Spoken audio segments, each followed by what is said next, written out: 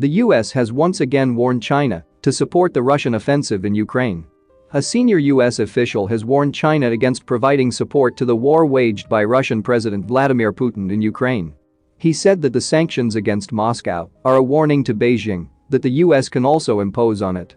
Deputy Secretary of State Wendy Sherman gave this warning on Thursday after the third round of talks between the European Union and the US on China in Brussels.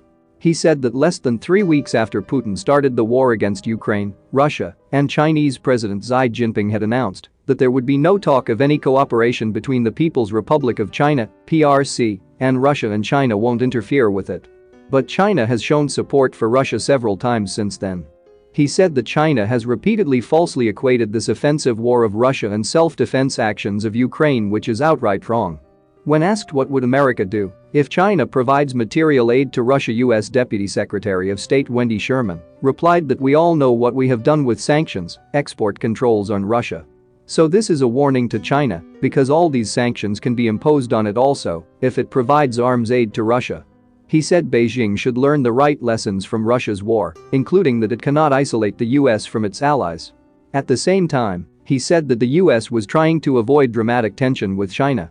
Sherman called China's state media a propaganda parrot for propagating Russia. He called the news of Chinese media describing NATO and Ukraine as a threat to Russia as an absurd claim. We don't want to start another Cold War, we don't want conflict, we don't want miscalculations, he said.